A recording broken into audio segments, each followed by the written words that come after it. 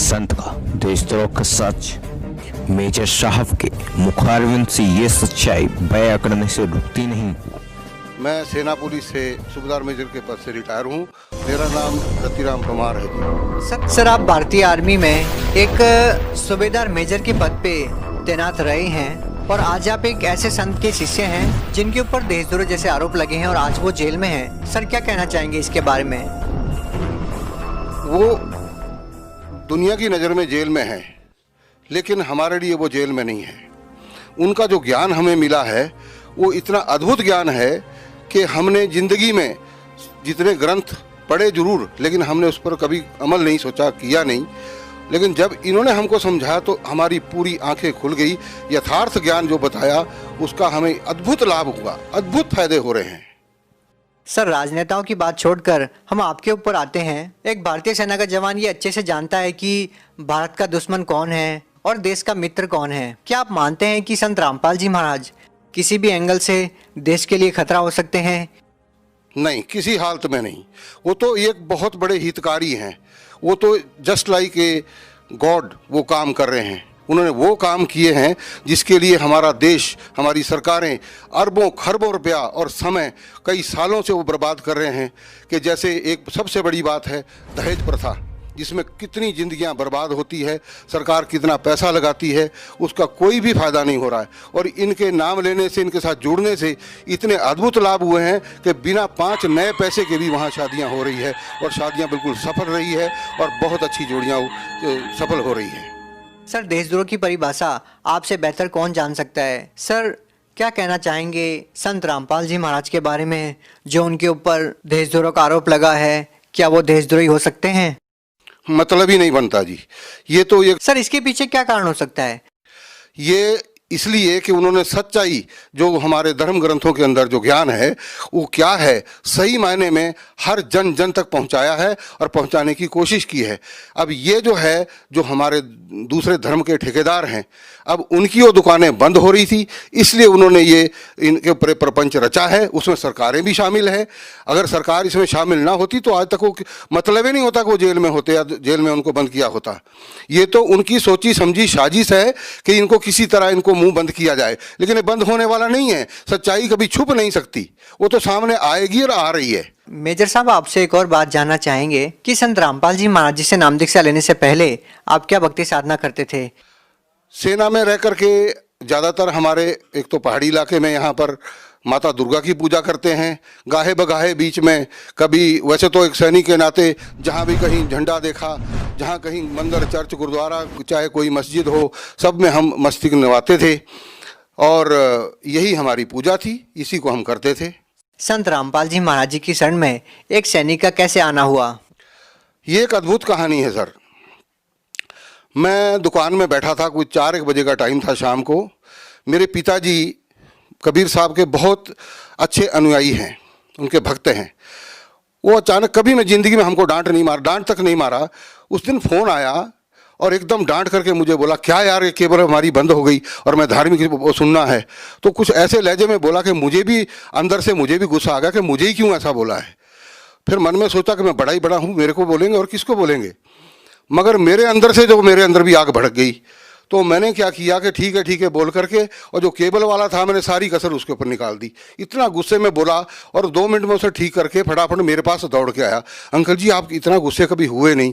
मैं भी पछताया कि मैंने वाकई इसको गलत बोल दिया।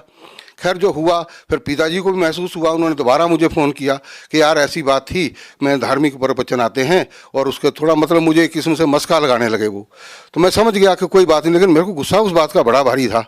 तो खैर, मगर एक बात जो उन्होंने बोली वो मेरा रास्ता ही बदली कर दिया जीवन का। कि उन्होंने ये बताया कि देखना यार, शाम को एक सत्संग आता है 7:40 पर, उस टाइम साधना चैनल पर आता था, कि उस पर देखना है कोई कबीर साहब की बड़ी अच्छी भाषा बोलता है। और वो संत बोला बड़ी अच्छी बोलता, उसको देखना आपने। परमात्मा ने रजा करनी थी, इस पापी को रास्ते पर लाना था। वो टाइम मुझे याद रहा और मैंने जैसे वो 7:40 पर लगाया तो मैंने देखा ये कौन से संत है भाई। हालांकि मैं सेना में रहते हुए सभी के साथ काम किया तो मुझे हरियाणा की भाषा का भी मालूम था, सबका ज्ञान था। तो मैं बोला ये तो हरियाणा के हैं, लेकिन जिस टाइम वो बता रहे थे तो मेरी एकदम मुझे हिट सा हुआ कि ये ज्ञान तो हमने आज दिन तक कभी हमें बताया ही नहीं किसी ने। और जो हमने भी देखा लेकिन कभी गौर नहीं किया, मतलब उसमें मुझे रुचि पड़ी। सर, जब आपने पहली बार संत रामपाल जी महाराज जी के सत्संग सुने तो पहली बार जरूर आपके मन में कुछ न कुछ तो आया होगा कि कैसे ये उलूल जुलूल बातें कर रहे हैं देवी देवताओं के बारे में। हमने काफी सारे अनुयायियों से जब इसके बारे में पूछा तो काफी सारे लोगों ने ये बताया भी कि पहली बार जब उन्होंने संत रामपाल जी महाराज जी का सत्संग सुना तो वास्तव में ही थोड़ा अजीब लगता है और गुस्सा भी आता है। नहीं, अजीब तो लगा लेकिन गुस्सा नहीं आया। ये परमात्मा की रजा समझिए आप, मुझे कोई गुस्सा नहीं आया। हाँ, इतना जरूर हुआ कि मेरा एक रूटीन बना। अब मैं क्या बोलूँ, मुझे बताते हुए शर्म आती है कि 7:40 पर वो चैनल शुरू होना, मैंने पक्का लगाना, डेली देखना दुकान में। और मैं क्या बताऊँ, मुझे बड़ी शर्म आती है बोलते हुए कि उसी टाइम पर मैं शराब पी शुरू कर देता था। और वो मेरा ये रूटीन मुझे मालूम नहीं कि वो शायद 1 साल चला या कितना चला, लेकिन मैंने एक भी मिस नहीं की वो सत्संग। और वो मेरा था 1 घंटे में, जब वो ख़त्म मेरा भी बंद इधर से प्रोग्राम। तो ऐसे ही एक किस्म, आपको पता है शराबी कैसा होता है। लेकिन दिल में एक लहर ऐसी उठती गई और अंत में ऐसा अटैक हुआ मेरे ऊपर कि एक दिन मेरे मन में आया, बस इनफ, नहीं तो अब ख़त्म है तेरा काम। ऐसी अंदर से एक लहर उठी। मैंने उसी टाइम रात को, पता नहीं कितनी पिरक थी मुझे मालूम नहीं, लेकिन जब सुबह मैं सोया रहता था, सुबह मैं सबसे पहले उठ करके बैठ गया और जैसे पिताजी सामने आए, मैंने सीधा उनसे जब पूछा, पहला शब्द यही था, मैं कहा पिताजी आप नीचे बरवाला कब जाएंगे। तो मुझे ऐसे लगा कि मेरे मुंह से मुझे इतनी बदबू लगी, अरे बाप रे बाप, मैंने शराब इतनी बुरी तरह, उससे पहले कभी मेरे को बदबू नहीं आई, उस दिन लगी। बोला, मेरी तरफ देखा, पिताजी ने बोला अभी 10-15 दिन में जाएंगे। मैं कहा ठीक है जी, मैं भी जाऊंगा। भक्त में मेरी मिसेज भी आकर के खड़ी हो गई, तो मैंने बोला जी आपने भी चलना है। तो उसको एक बार मेरे जब फौज में मैंने फैमिली साथ रखी थी, तो अलवर में राजस्थान में, वहाँ उसको हीट स्ट्रोक हो गया था, तो वो डरती थी गर्मी से, उसके मुंह से निकल गया ना।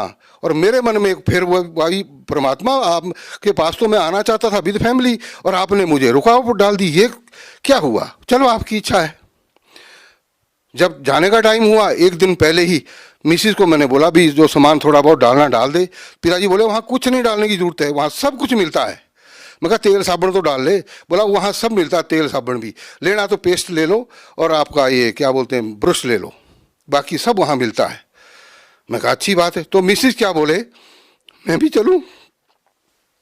परमात्मा, कितनी खुशी हुई मुझे उस टाइम पर, मैं गदगद हो गया। परमात्मा ने इतनी इजाज़त दी मेरे को और हम दोनों गए, हमने वहाँ जाके नाम लिया। सर, आपको क्या लाभ मिले हैं संत रामपाल जी महाराज जी की भक्ति करने से? अद्भुत लाभ। एक तो सबसे बड़ी बात, आज तक अगर मैं उस शरण में ना जाता तो आज तक शायद मेरा शरीर खत्म हो चुका होता। इससे बड़ा लाभ और क्या हो सकता, मेरी जान बच गई। दूसरा लाभ, मेरी मिसिस जो ऊपर की मंजिल से गिर करके नीचे तक पहुंच गई और डॉक्टर भी हैरान कि उन्होंने देखा बड़े बड़े काले काले धब्बे पूरे ऊपर, पिछले बैक साइड पूरा। उन्होंने बोला ये तो मुश्किल है बचनी, यहाँ जब सिर में भी चोट लगी है तो। लेकिन जब उसके एक्सरे निकाल करके देखा तो डॉक्टर ने बोला जी आप कोई परमात्मा का नाम लेते हैं क्या। तो मेरा गला रूंध गया, मैं बोल ही नहीं पाया। बोला अंकल जी ठीक है, हम समझ गए। एक भी फ्रैक्चर नहीं है। ऊपर की मंजिल से गिरना और इतना भारी शरीर और वो सीढ़ियों से लुढ़कता हुआ जाए और बच जाए, कुछ भी नहीं हुआ। तो ये लाभ नहीं तो और क्या है। सर, फिर भी लोग ये कहते हैं कि एक श्रद्धालु को तो रूहानी लाभ की ही इच्छा रखनी चाहिए। ये संसारिक लाभ, ये भौतिक लाभ, ये सब तो आनी जानी चीज है। अगर हमारा शरीर ही बीमार है तो हम भक्ति कैसे कर सकते हैं। जिसको तकलीफ है वो भक्ति कैसे कर सकता है। तो जब शरीर ठीक होगा तो भक्ति भी सही होगी, और भक्ति अगर शरीर तभी ठीक होगा जब हमने सही नाम लिया होगा। और जो ऐसा बोलते हैं कि भाई आपको शारीरिक सुख तो नहीं मिलेगा, शारीरिक लाभ नहीं मिलेगा इसका, तो वो तो ढोंगी हैं। वो बोलते तुम्हारे पिछले कर्म तो भाई भुगतने पड़ेंगे। अरे भुगतने पड़ेंगे तो भक्ति किस लिए करनी है। वो तो हमने, जब भक्ति हम कर रहे हैं, भक्ति तभी उसका फायदा है, हमें कुछ लाभ होगा और हमें हो रहे हैं लाभ। ये है यथार्थ भक्ति। मेजर साहब, आपसे एक अंतिम सवाल है कि आप एक ऐसे संत के शिष्य हैं जो अभी जेल में है और संत रामपाल जी महाराज जी को एक फैसले में उम्र कैद की सजा भी सुना दी गई है। क्या आज भी आप संत रामपाल जी महाराज जी में पूरा विश्वास रखते हैं आप? उससे भी ज़्यादा दृढ़ हुआ। जितना विश्वास पहले था उससे भी ज़्यादा दृढ़ हुआ। हम उसका आपके पास बयान नहीं कर सकते। अगर बयान करने लगेंगे तो सुबह से शाम हो जाएगी। सर, ये बात समझ से परे है। जब कभी किसी संत के ऊपर आरोप लगते हैं तो उनके अनुयायी उस संत से कहीं ना कहीं दूरी बना लेते हैं, उनसे दूर हो जाते हैं।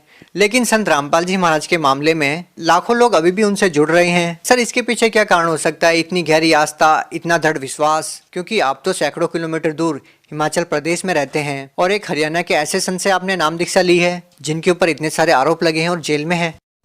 आरोप लगाने वालों ने लगाए हैं, वो तो एक सोची समझी साजिश है, षड्यंत्र है। लेकिन उनके पास जब कोई ना कोई, इसका मतलब ये है कि उनका जो ज्ञान में कोई ताकत है, उनके जो मंत्र देते हैं उनमें कोई ताकत है, तभी ये लोग इस प्रकार जुड़ रहे हैं। ये तो थोड़े जुड़ रहे हैं, अभी आप देखते जाइए, जब से वो जेल में गए हैं उससे पहले जितने अनुयायी थे उससे 3 गुना हो गए हैं 4 साल के अंदर अंदर। ये तो देखते जाइए, तो कारवां है, तो बढ़ता रहेगा और भी बढ़ता रहेगा। कि भैया आप देर ना करो, ऐसा मुश्किल से ऐसा संत धरती पर प्रकट हुआ है और ऐसा ज्ञान देता है, आप अपना कल्याण करवाएं और परिवार का भी कल्याण करवाएं। जी बहुत बहुत धन्यवाद। सत साहिब।